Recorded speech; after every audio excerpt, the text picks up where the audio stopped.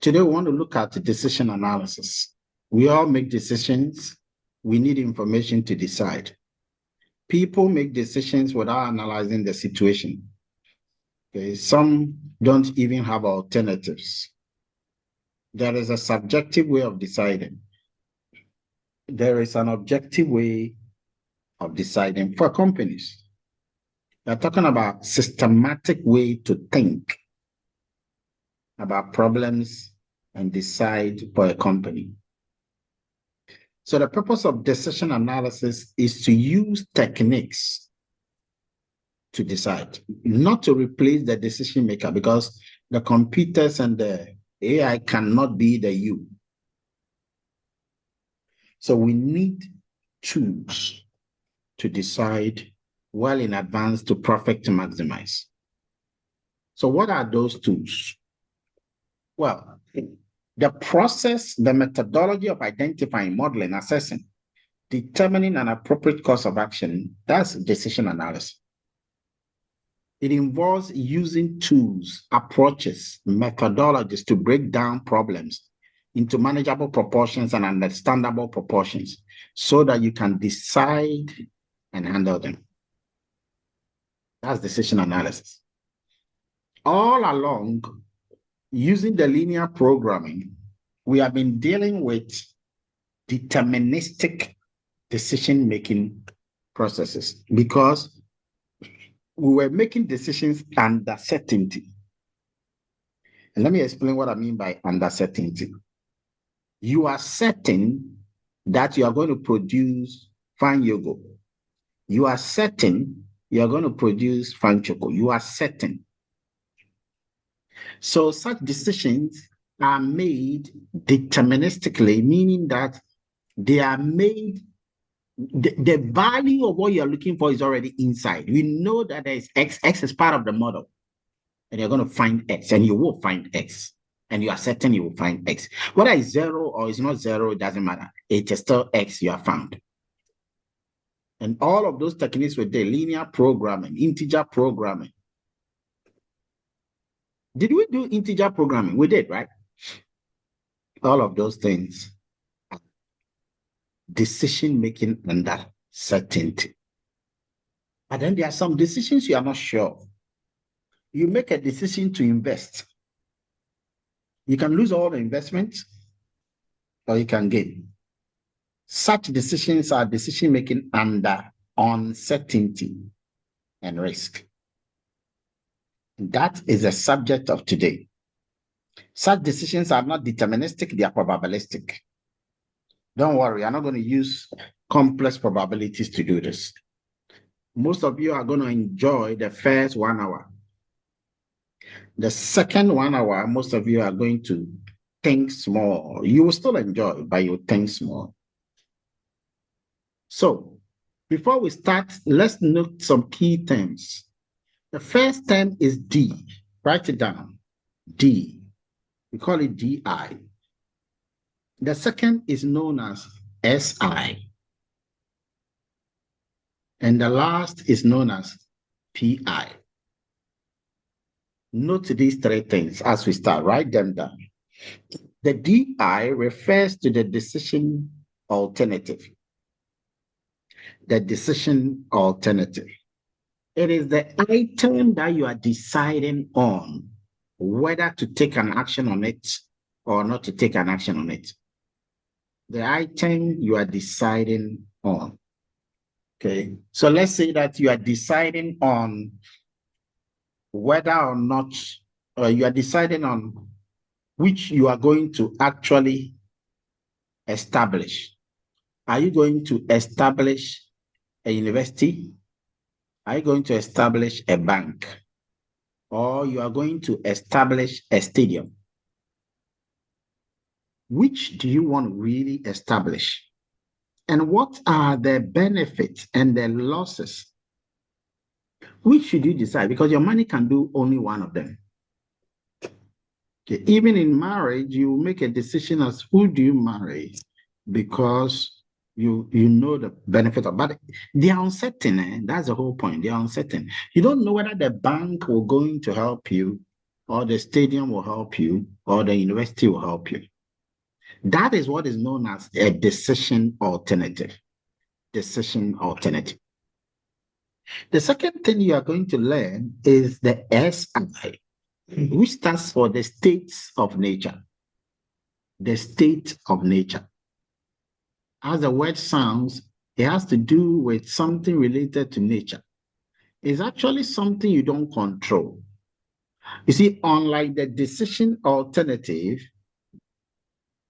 the state of nature cannot be controlled. The state of nature is outside the control of the decision maker.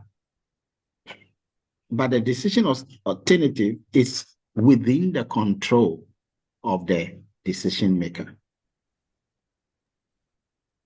Who can give me an example of the state of nature?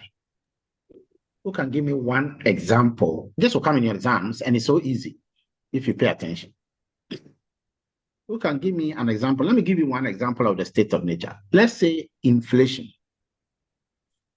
So you decide to invest in some things, but then the state of nature in terms of inflation changes the outcome, the results, the payoffs, the benefit. You didn't get what you wanted because not because of your fault, but because of the state of nature. So it is a state of nature that will help you. But the thing is that you don't control the state of nature. And the state of nature can be in levels. You can have high inflationary period. You can have average inflationary period. And you can have low inflationary period. But apart from inflation, there are other states of nature. Who can think about another state of nature which is outside your control? Someone.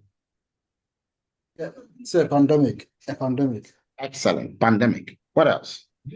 Bruce. So the policy rate. Interest rate. Good. What else?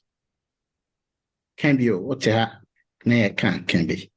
Please, the exchange rate. Okay. I say Bernard. Your hand was me. Sorry? Taxes. Taxes. Okay, Paul. So weather conditions. Weather condition is too broad. You have to be very specific. Let's go to Moses. Okay. So please, the exchange rate, the dollarization. You are not listening to your colleagues. Someone.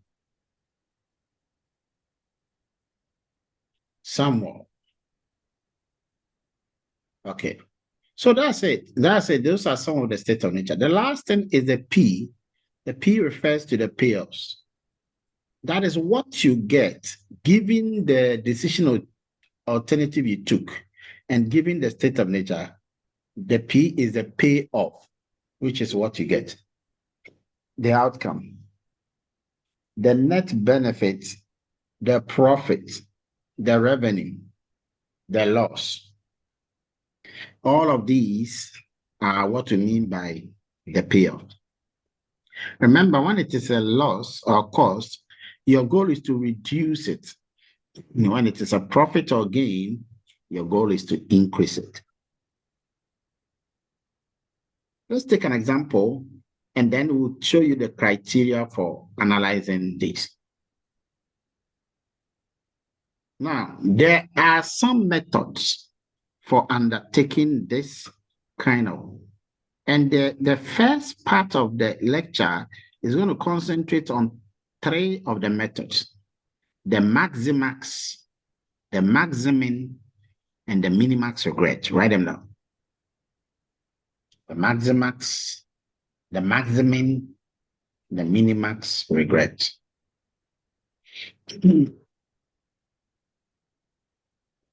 To do that, we are going to look at a story by Kofi Wayo, who wanted to do an investment. And we shall use that to determine this understanding that we have. Please follow the discussion, have a pen and paper with you, and that will help you to follow through. So Kofi Wayo want to invest in some things: apartment building, office building, and warehouse. So in the hand of the woman to take charge of the whole analysis, here is your apartment building, office building, and warehouse. If it was you, which one would you want to invest in now? Anybody? If it was you, which one would you invest in? Ishmael. Hello, dog. I'll invest in the apartment. Good. Tama. So I was going to say apartment. You put one money back. Yeah, a lot of people seem to be engaging in apartment. The question is that the most sensible option? It's a decision. So let's see the state of nature under each decision alternative. So if we were writing it, this is how I would have written it. We would have written D1 for the apartment building, D2 for the office building, and D3 for the warehouse. Please be writing the same thing. And the state of nature, there are two of them. One is good economic condition. We call that S1. And then we have bad economic condition, which is S2. Now you see that the profit or the payoffs are in thousands. But for our purpose, I just want us to clear all the thousands and keep them in the angle of tens. In the angle of tens. So we are going to try the first approach. And the first approach, and be writing everything, is known as maximax. Maximax. And another name for the maximax is known as optimist. Optimist. Now pay attention. Who is an optimist from your point of view? Who do you think an optimist is? Anybody? Optimist. Precious. Yeah, an optimist is somebody who thinks positively about every situation. Good. So whilst you are saying that economic conditions is going to be bad or good, the optimist will choose which one? The optimist will select which one? Yes, Precious. The good economics. The good Exactly. economic. The optimist will select the good situation.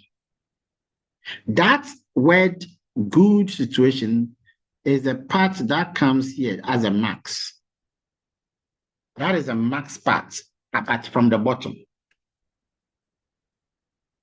Okay. But the optimist will have to also take another max part. In fact, the name we call the optimist is someone who believes in the best of the best. Write it down, best of the best. The optimist will first of all start with the good or bad economic condition and will select the good. So that's the best. That's the first best. Then out of that good economic condition is selected, he will pick the best payoff from that. So looking at the three alternatives, D1, D2, D3, which one do you think, using the maximax approach, the optimist approach, you have to select? Who can raise a hand and tell me?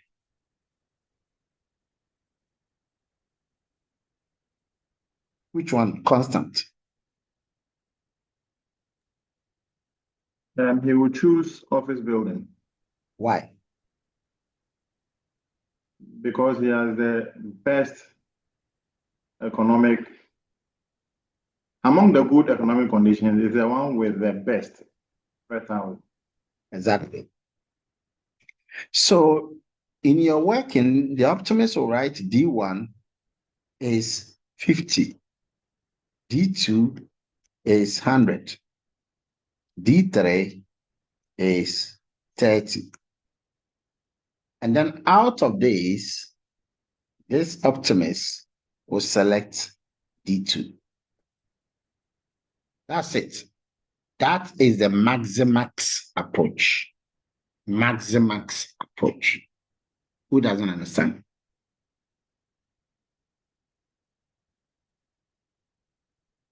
Good.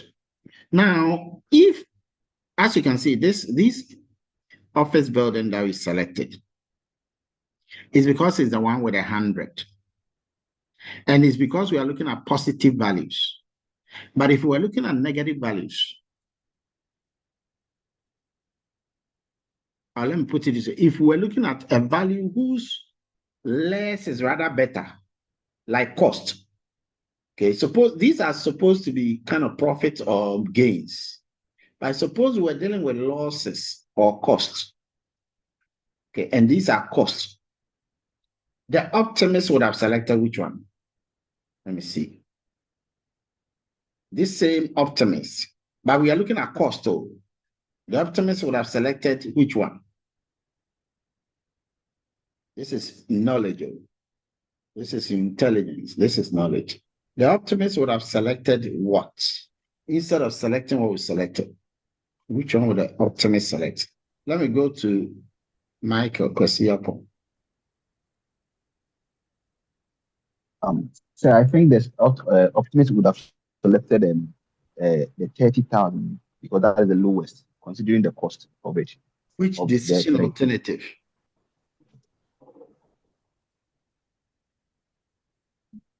That would have been the good economic condition, but the warehouse. The guy, Elsie. Is 30. The decision objective would be D3. Exactly. Warehouse. Just mention the name. So it would have been warehouse. Okay. So if it was costs we were dealing with, it would have been warehouse. But it wasn't cost. So that is why it's not warehouse. We're looking at gain. That's why we chose office. That is the first approach. The second approach is the maximing. Maximing. Instead of maximax. Okay. This one is maximing.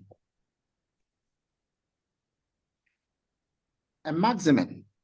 Elsie, if you could lower your hand. A maximing is a pessimist, not an optimist. A pessimist. Who can tell us what a pessimist is?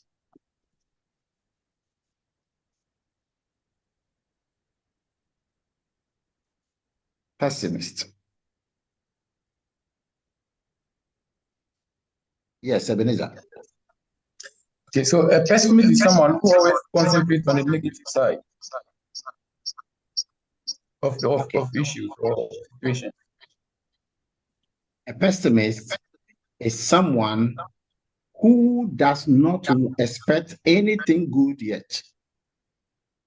So such a person, instead of going for the good economic condition, he will rather go for the poor economic condition and play safe first. So it chooses a different state of nature that is the least valuable. And then now that he's there, he will now select the best from that. So we call them let me show you. There's a name we have for these guys, and we call them best of the West. So they take the best of the West scenario, best out of the West. So first they will look for the West. And in this case, the West here is a poor economic condition. And they will stay here.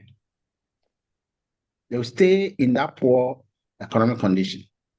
Then after that, they will now select the best out of the West. So for the pessimists, which alternative will they go for?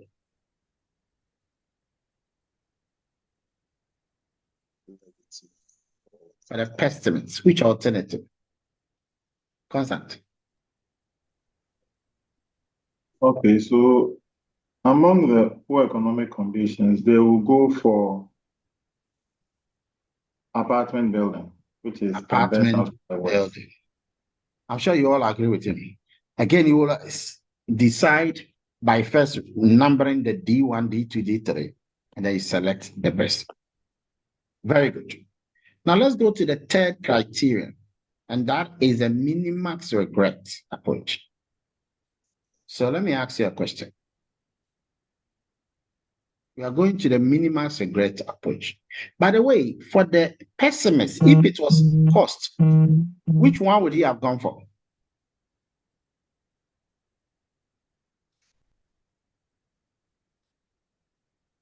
Which one would he have gone for if it was cost? Richard. Ishmael. Hello, sir. Yes, sir. Sir, you going for the office building? Good. That's what he says. Okay. You're going for the office building because that gives you the lowest cost. Always indicate why. So let's go to the third one. The third is known as, in fact, before we start the third one, let me ask you something. When the pessimist, the optimist chose the 100 for the office building in the step one, the maximax approach, the optimist chose 100. The optimist showed 100. What if this optimist has selected 100 and had later now gone to realize that the economic condition was not poor after all, but it wasn't good after all. It was bad. It was poor. It was really bad. It was bad, bad, bad.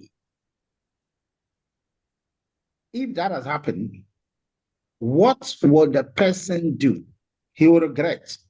He will regret for not what? Who can tell me? He will regret for not doing what? Should I repeat? Yes, Abdul Salam. They will regret for not have chosen the apartment building. Good. Why would they regret? Because if he had gotten the economic condition being poor right, he would have chosen the apartment building instead of the office building. Good. So what would be the value of the regret?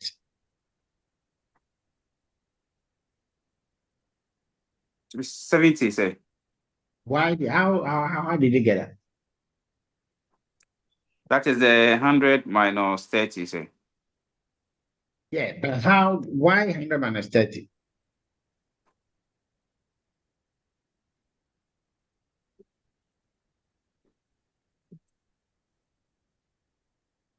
Why 100 minus? Anybody can help him more.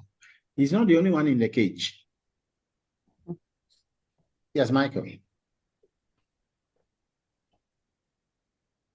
I think it should be 100 minus 50 rather, because from what he said earlier on, that he made a mistake of not choosing the right condition, which was the apartment. An apartment, the figure of apartment is 50, so it should be 100 minus 50, and the regret should be 50. Okay. So the answer is supposed to be 100 minus 70. 100 minus 30. So you would have regretted not taking this, and I had actually gone to realize that economic conditions were bad. Now, if the economic conditions were bad, okay, he will still choose the best here. Okay, remember, optimist. So even if he goes to the poor economic condition, he will still choose the best there. Okay. Okay. The value of the regret, which we call Rij, is that value of the highest in that column, which is 100, minus the Vij.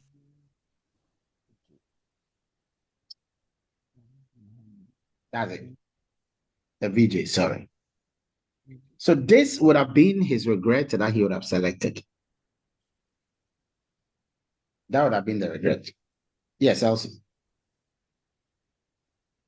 Sir, I wanted you to please touch on the reason why it's 70. Okay. It is 70 because I asked you if the optimist had chosen the 100, thinking that economic conditions were going to be good, and then it became bad, it wasn't good again, he will be regretful. He will regret for not selecting the 100, isn't it?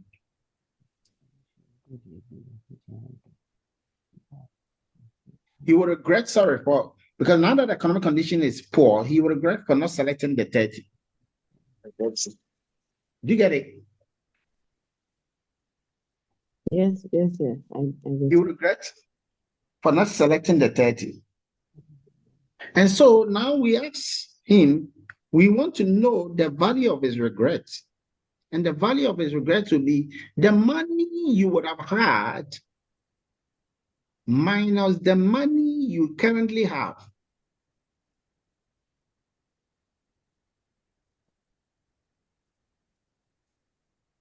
You still don't get it? That's it. And the money you would have had is 100. But now the economic condition is poor, it's 30. So your regret is that 70 gap.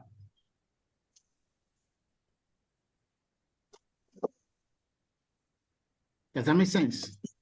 That is how you. So now that you know your regrets, we go to the third approach. Yes, Eric. Going from what else he said, I don't know if you could just go back to the payoff table. All right. So the person is an optimist. He thought economic condition would be good, so he went for the office building. But the economic condition turned out to be bad. So the actual payoff is -40. So why are we looking at 30 instead of the 40? Not that, yes. What we are saying is that now that the economic condition, no, what we are saying is that if he had chosen the 100 and then the economic condition tends to be poor, okay, remember, if he had chosen the 100, you can't say that he's going to suffer the -40 and that is what, but we are talking about, yes, he will take the -40, all right, but what would be his regret? What we are calculating is his regret. Regret is that he would have wished that he had gotten he had chosen rather the apartment, isn't it? That's what I'm saying. Regret is not what you are having, but what you would have had. I regret, when you say I regret, you are talking about something you have done in the past. You are talking about something you had lost for what you've done.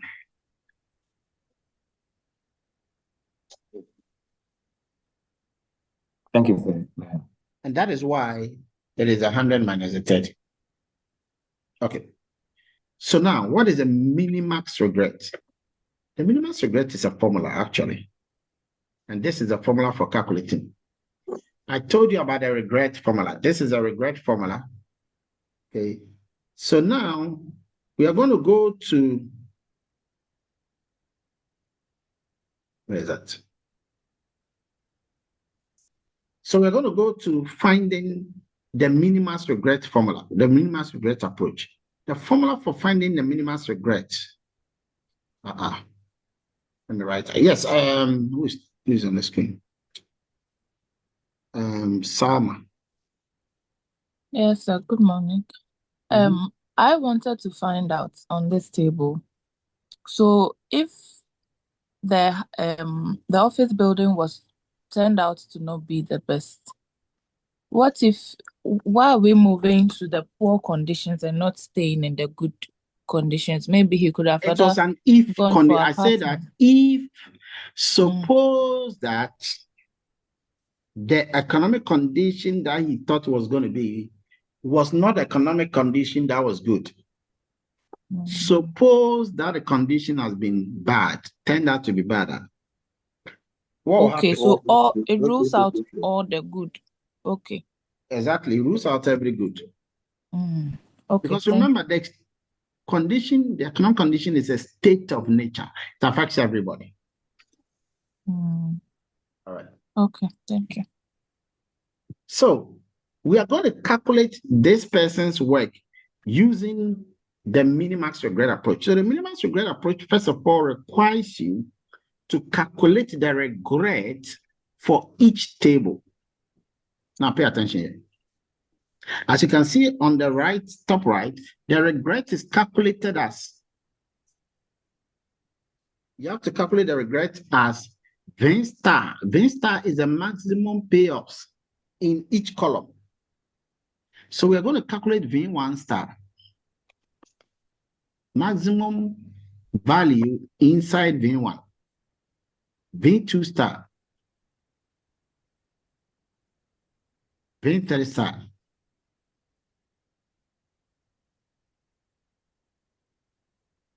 Okay. So we are going to find, and remember, J means column. That is why you can see that the V star is only having a J. But then the V is having a I and J. So I want you guys to calculate the V1 star, the V2 star, the V3 star. And when you are done, you send it to me privately. I want to see those of you who are working with me. Send it to me privately. All right, I'm putting a stop for those who are sending me their marks. I'll use this as evidence. Okay, so anybody who sends me after here, it will then be recorded. So when you look at the V1 star, what would the value be? 100,000. 100. So that's 100. And then the V2 star. 30. 30. So at this stage, this is what you're going to do. You're going to calculate the regret by taking each maximum value in each column. Yes. And then subtract it from each of them. So when you take the 50, you subtract the 50 from the maximum value, 100. Okay. So this one is going to be that 100 minus the 50. This will be the 100 minus this value here, which is also 100. This will be the highest value, 100 minus 30. And then when you go to the second column, the highest value is 30. So you take the 30 minus 30. Then the same 30 minus 40. Then the same 30 minus 10. And then you find the regret for each decision alternative. When you do that, and you do that well, you're going to get a table for each of these regret values. And that's it.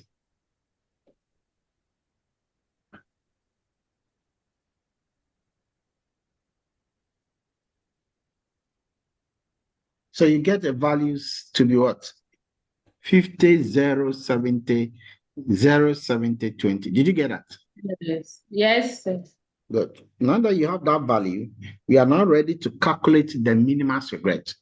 So that's how you calculate the minimax regret. So first of all, you have your decision alternative for the 3. Then you have the state of nature, S1 and S2.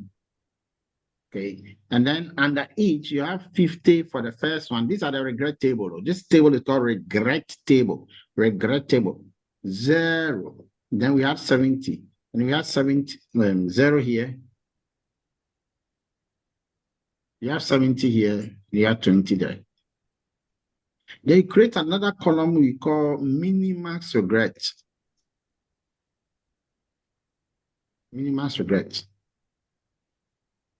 So out of this, so you take alternative 1, which is the minimum regret there. What's the value of the minimum regret in D1? 50. No, I say minimum regret. Okay. That's Uh, 30,000. sorry. Yeah, right. You take the maximum regret. Sorry. Take the maximum regret. That should be. Remember, the method is known as minimax regret. So you take the maximum regret, and out of the maximum, you now take the minimum. So for each decision alternative, the maximum regret is what? The first one. The second one. 70. Third. 70. And then your last column is now take the minimum regret. Out of these maximum, which is the minimum? 50. 50. Therefore, which decision alternative will be selected based on the minimax regret approach?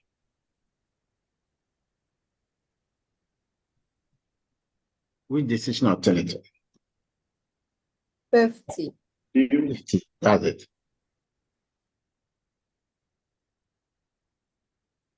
But you don't write 50. You write the name and then say that because it has the lowest regret of 50. You write it and then say that you have the lowest regret of 50. It has the lowest regret of 50. That's it. So this is how we undertake the minimax regret approach. We have looked at the maximax, the maximum, and the minimax regret. Now, all of these, we were not given the state of nature value. We were not told. Remember, the state of nature tells you the economic condition being bad or poor. But the question is that how bad is bad, how poor is poor? How about actually looking for somebody to tell you the value of the poor and the value of the bad and the value of the good? So that takes us to the next topic, which is known as expected value of perfect information. Yes, Henrietta. Sir, please, with the values that you say we should calculate, the V1 star, V2 star, please, how did they get it? You look at each column, the V1 star is the highest value in that column. So go and check your table. The V2 star is the highest value in column 2. All right, thank you. Yes, also. Hello, sir. Sir, I also wanted to ask for the minimum regret. Is this supposed to be 0 for D1 and 0 for D2 and for D3 is supposed to be 20?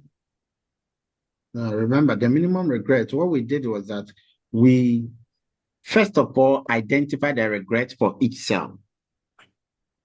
Then, out of that, for looking at each D, okay, as you can see here, looking at each D, we selected the maximum of the regret. For each D, we selected the maximum of the regret. And for each D, we selected the maximum. Now, out of these maximum, remember the technique is known as maximum minimax regret. So we selected the maximum, and then out of this maximum, we chose the lowest regret. Because at the end of the day, you're going to have a regret, all right, but you want your regret to be small. That's it. You want a lower regret. And that is why you choose the one with the lowest regret, which now leads to apartments. So using the minimax approach, the minimax regret approach, the best alternative is to buy apartment building. Isaac Bafo. Yeah, Doc, I want to get this thing right. The first one, the maximize, where we have the D2 to be 100, do the name include regrets, like maximize regrets? No, it's maximus. Maximus approach. Okay, so there's no regrets attached. Next. Okay, so in all of this, we have looked at expected value, but we didn't attach probabilities. Remember, we even started that this is probabilistic. So how come you didn't attach probabilities? So no probability of occurrence was assigned to the state of nature. We're only told that it's good and it's poor, but we don't know the probability that it's going to be good or the probability that it's going to be poor. So we need to introduce probabilities. And we examine two criteria for that. Don't worry, they're all easy. The first criteria is known as the expected value approach. Expected value approach. Please note that this also has another name, which is known as the one on your screen, the headings at the top. Expected value without perfect information. So let's look at how that coming. So this time, suppose you are given the information that, and by the way, I want you to write the formula for the expected value approach. I'm sure you all know that probability is between 0 and 1 inclusive. Okay, keep that in mind. Expected value, the sum of the probabilities is also equal to 1. You know that already too. The sum of each decision alternative. So we are talking about the expected value approach. And this expected value approach, it finds the expected value of each decision. And how does it do that? It will take the highest value in that column. Take note of the highest value in that column. It will multiply it by the probability of the state of nature. And then it will sum them. Remember, this is expected value without perfect information.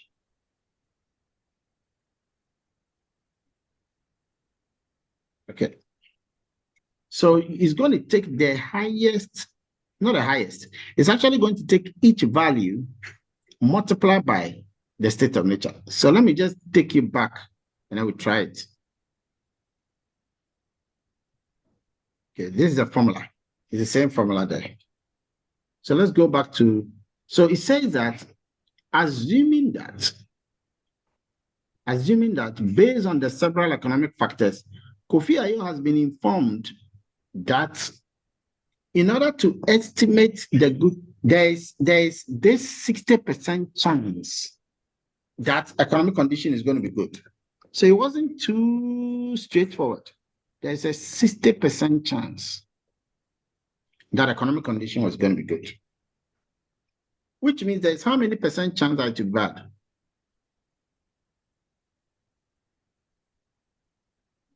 Sir. 40. Okay, 40%. So actually what he's trying to say here is that the probability, let me write it here, the probability of the state of nature 1 is 0.6. The probability of state of nature 2 is 0.4. Now, how did you get the state of nature 2? I need you to show the working. You should say 1 minus 0.6, giving you 0.4. It's very important you show that state of nature, how you work it. Okay, so we're going to write the whole thing and incorporate the state of nature again. Okay, so watch this. Watch this. So what we are going to do is we are going to write the decision alternative here again. D1, D2, D3. And then you write S1 for the state of nature 1, S2 for 2. And then we know that for the state of nature S1, it was 0.6. And then S2 is 0.4. Do it. We are now going to calculate the value for the decision alternative for D1, for D2, for D3, given the respective state of nature. Let me start one for you. So what you're going to do is that you're going to take the value of the D1. You're going to take that value. What value? The payoffs. It's not a regret. No. The payoffs, the original payoffs. We're going to take that. Now, if you can remember, for apartment building, okay, so let me say D1. So I'm calculating the expected value for D1. For apartment building, the first value you had, do you remember?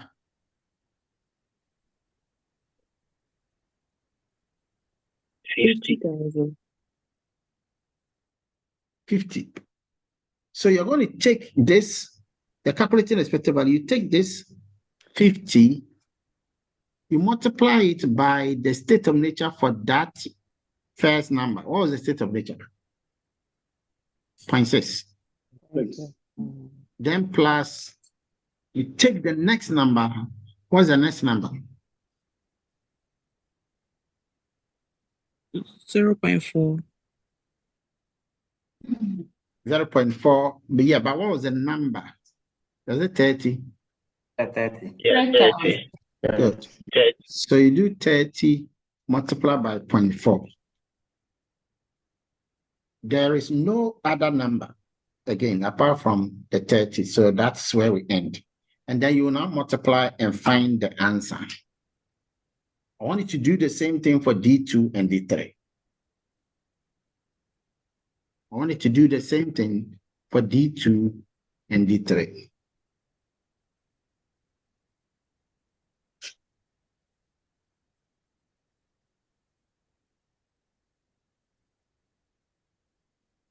When you are done, you raise your hand. So all that I'm doing is just using this.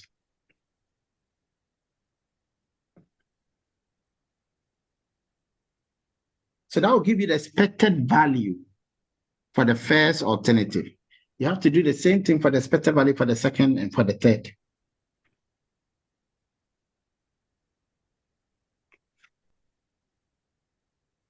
Who has done?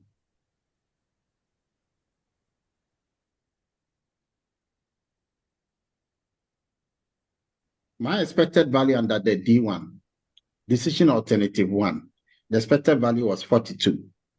Okay, what was the next one for D2? Who got it? Who can tell me? Sorry? It's 44. 44. And then D3? It's 22. 22. 22. Yeah. Very good. 22, yes, sir. So these 22. are the answers you should get. If you are here and you didn't do some, don't complain. One day, don't complain when you see your results later. Because here, you're supposed to do some, familiarize yourself so that others will follow. Now, this is decision alternative based on expected value. And it uses probability. Remember, even expected value uses probability. But please note that the expected value is also known as expected value without perfect information. Without perfect information. Now, so based on this, which one will you take? Yes, patience. Based on, hold on, before you answer, based on this, which alternative will you do? Apartments, which is a D1, or office building, which is a D2? I'll take the apartment. So, which one? Office building. Office building. office building. Exactly. Yes. Because it has the highest expected Value. value. The word value means is good. Highest expected value. So this is it. Now, patience, ask your question. Oh, sir, I've also answered already. I said 40 apartments. Yeah, Vida, ask your question. Yeah, I was going to say the highest expected value is the 44, which is the office building. All right. Okay. Now, This is expected value without perfect information. What we just found. It doesn't mean that 44 will result anytime she buys office. It doesn't mean that she's going to get $44,000 or cedis anytime he buys office. But what it means is that on average, most of the time, that's what is going to happen. If the payoffs are not revenue, they are not profit, but they are cost, the best decision will be the one with the lowest expected value. Always have it in mind. It can go positive or can go negative. Okay. Now, you can buy information. You see, what we just looked at was without perfect information. That's what we said. Without perfect information means that you can buy information because the information you have is not perfect. So we can buy information. Now, how do you buy information? One way you can buy information is by asking an economic forecaster, an economic forecaster to correctly predict that economic conditions is going to happen in the future. It will happen. It will happen.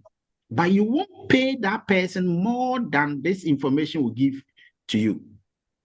So if the information is going to help you to make more income or to do better investment, that's okay. But you will not pay more than the value the information will give you. So the information has some maximum limit of what the decision maker will spend. The value of the information can be calculated as an expected value. So in the end, we have something known as expected value of perfect information, which is, listen carefully, because many of you are going to get slightly confused here if you don't listen. So the expected value of perfect information, remember, is is equal to the expected value with perfect information minus expected value without perfect information. This is very important. Very, very important. Welcome.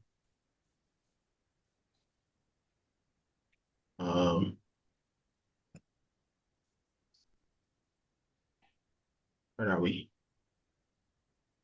So the expected value of perfect information is expected value with perfect information minus the expected value without perfect information.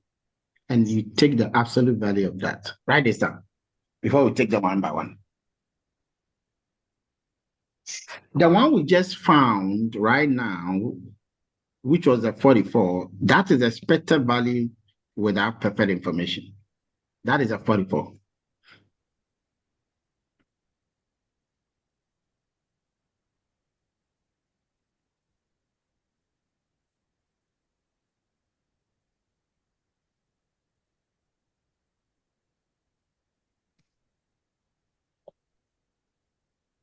Okay, so we've just found this perfect value without perfect information, which was 44.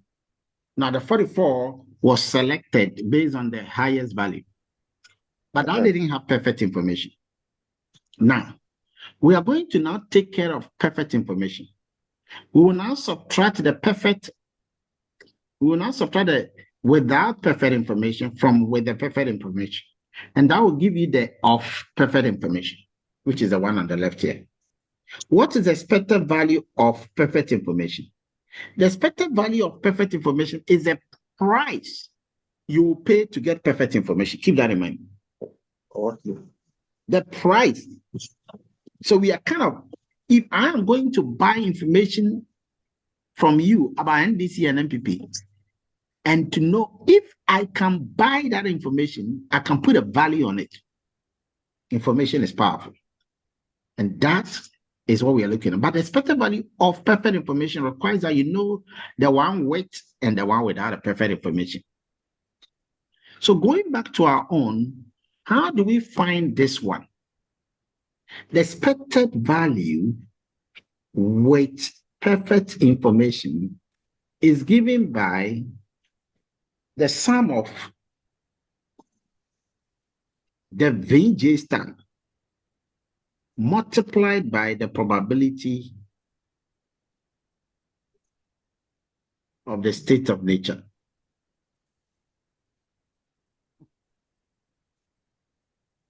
The Vj star multiplied by the probability of the state of nature. So you take the Vj star. The Vj star is actually the highest value in each column. Don't forget.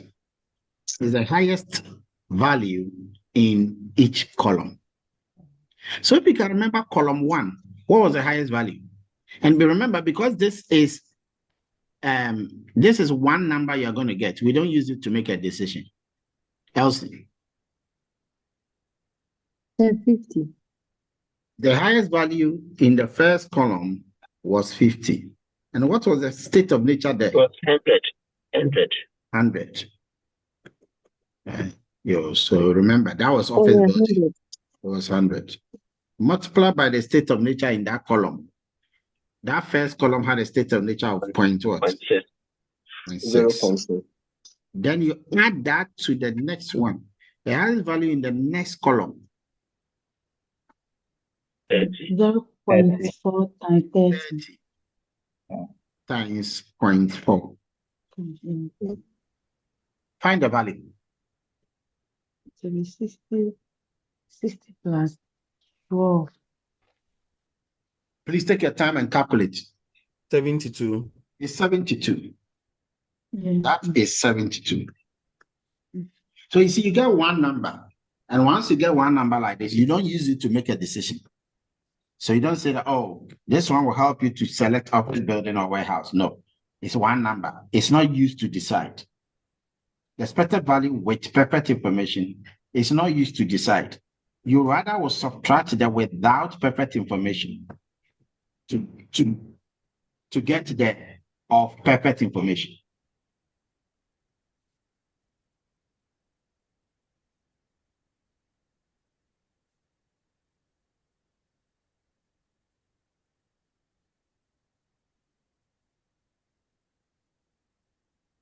Any questions so far? Any questions so far?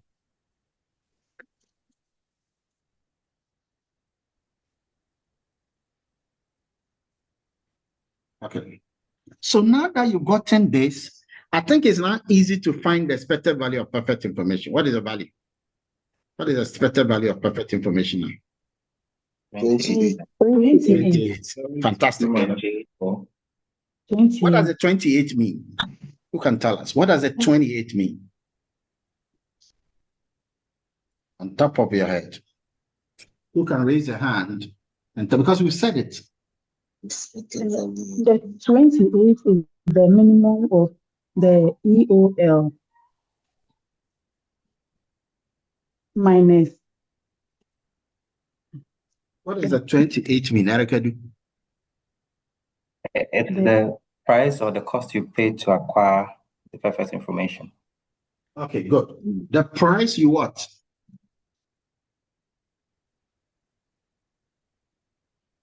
The price. You said the price you what? Price you pay for perfect information. To acquire the perfect information. Yes. Now, price you pay to get perfect information. But remember that somebody is disturbing us. Remember that that price you pay to get perfect information, you are paying that price to get perfect information, which means you are losing money for perfect information, which means that you are losing something to get something. You are losing something to get something. We'll come back to that. So, in conclusion, for this part, in conclusion, everything I did is here, by the way. We calculated this thing, we got 72, we substituted 72, and then we got this whole 28. The interpretation of the 28 is what your colleague said. 28 is the maximum amount you pay to buy perfect information from a forecaster. But there is a connection or something we also call expected opportunity loss. It's the last one, but it's a very powerful one. The expected opportunity loss. The expected opportunity loss is used to decide. Please, you got to know which ones are used to decide, which ones are not used to decide. The ones that are used to decide, you calculate it for each decision alternative. So once you do it for D1, you do it for D2, you do it for D3. Anytime you do something like that, you are using it to make a decision. Okay. And please, if you check past questions, you can see that there are a lot of other Ds. You can have D1, D2, D3, D4, D5, and many of them. But then there is last one here called expected opportunity loss. What is that? Remember, when we were calculating expected value without perfect information, which we also call expected value based on each decision alternative.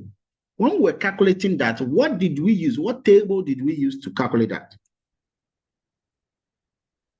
The one that some of them gave us 40, 42, 44, and all of that. What table did we use? Is it the payoff table or the regret table? Use the regret table. Regret table, sir. Eric. Use the payoff table. So use the payoff. You see, Payoff those who table. answer fast without raising their hand always get it. Okay. We use the payoff table. Remember, it is value. So you use the payoff, which was value. But the expected opportunity loss, we use the regret table. It's a regret table we use to calculate expected opportunity loss. So what is the regret table? Where is it? Well, this is a formula for the regret table. Write it down. It requires that for each decision, you take the probability of the state of nature and multiply by the regret. So as an example, if I want to calculate EOL for D1, I would take the probability of the state of nature for that, which was 0.6, multiply that by the regret value for the first cell for apartment building. Do you remember that value?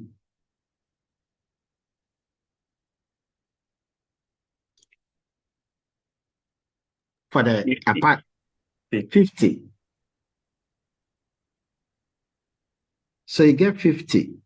Then plus, look at it, it's a sum. This formula says sum them. And then you take the second one, the probability of the state of nature, which was 0.4. You multiply it by the regret for that same apartment, the second one. What was the value? 0. 0. And then you now find the 70. answer. It was 70. Was it 70 or 0? 70. So is it for D2 or D3? I said D1. As you can see, I've written D1 here. 70. It's zero. D2 is 0. D2 Zero. It's 0, sir. Yeah, you see, people are answering without going to the table. They are speaking from their somewhere else. So please check your table before you talk. So you do for EOL, and that will give you what value?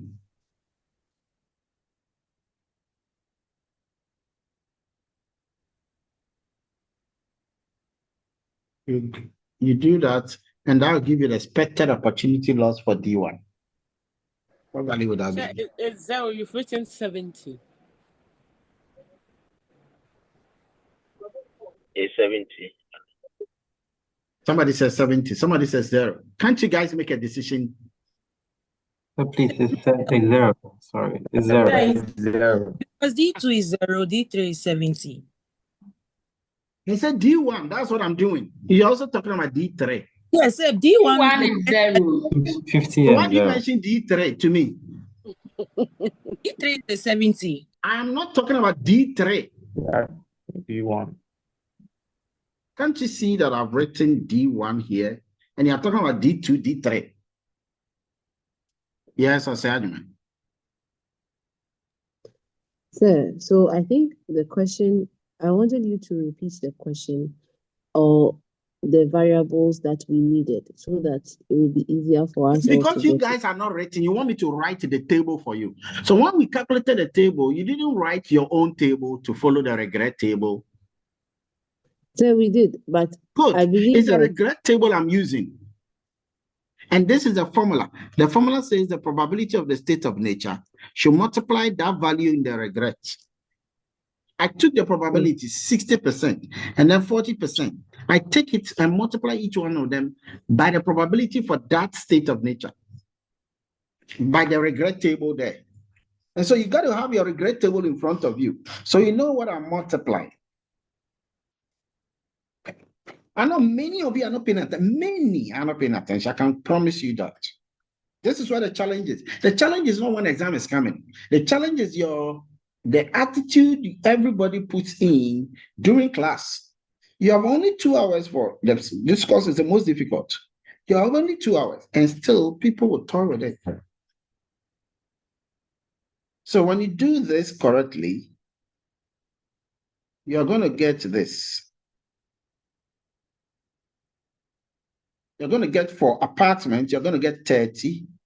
For the decision alternative 2, when you work it the same way, you're going to get 28. And then for decision alternative 3, you're going to get 50. Now, I told you that when you have it like this, you have to use it now to decide. And so based on this, we are talking about expected opportunity loss. So this is a loss value, not a gain value. So you have to take the one with the lowest loss. And the one with the lowest loss is 28. So the decision is to take office building based on the EOL approach. That's it. So remember that in all these 5 things, whether it's 5 or 4, I think 5, yeah. These 5 things, you can see that office building has been chosen for 3 of them. And apartment has been chosen for 2 of them.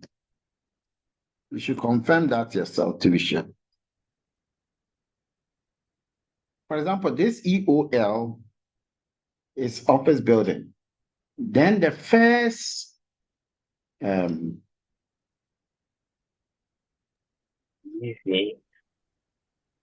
Maximus was also office building. Which other one was office building? Expected value without effect. Which approach? Expected value without. The expected value approach. That was also Without office building. Because that is the one I'm going to talk about very soon. Yes, Robertana.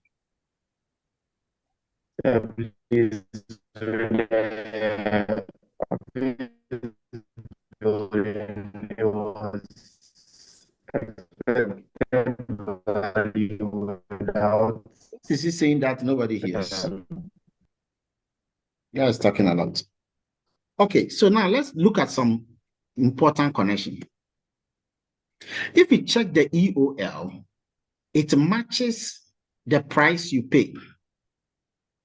Okay, it matches the price you pay for perfect information. So this EOL has given us the same number as the EVPI. Go and check.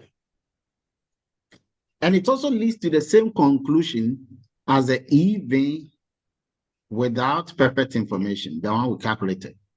It leads to the same conclusion because they both chose office building. This is very important. Very, very important connection. Okay. So I indicated that this corresponds to the EVPI. They all had 28. Okay. So 28 is the minimum expected regret. Also the minimum expected loss. So the maximum amount to pay for perfect information happens to be the expected opportunity loss. Okay, it's the same thing. And there's another thing you should take note. The EV, the expected value approach, and the EOL will lead to the same decision, which is what I just said here. Okay, they all will lead to the same decision. Both will use probability estimates. As you can see, we multiply each one of the values, either the payoffs or the regret, by their respective probability of the state of nature. The probability of the state of nature are used to compute these things. So that is another interesting thing. It's therefore important that the decision maker be as accurate as possible whenever he's determining the probability of each state of nature, because the probability of the state of nature will determine everything. In 2013, okay, when I was teaching, I set a question with colleague lecturer. And this question is this. So check this carefully. I just want to go to the independent part. Oh. There was a table. I don't know where the table is.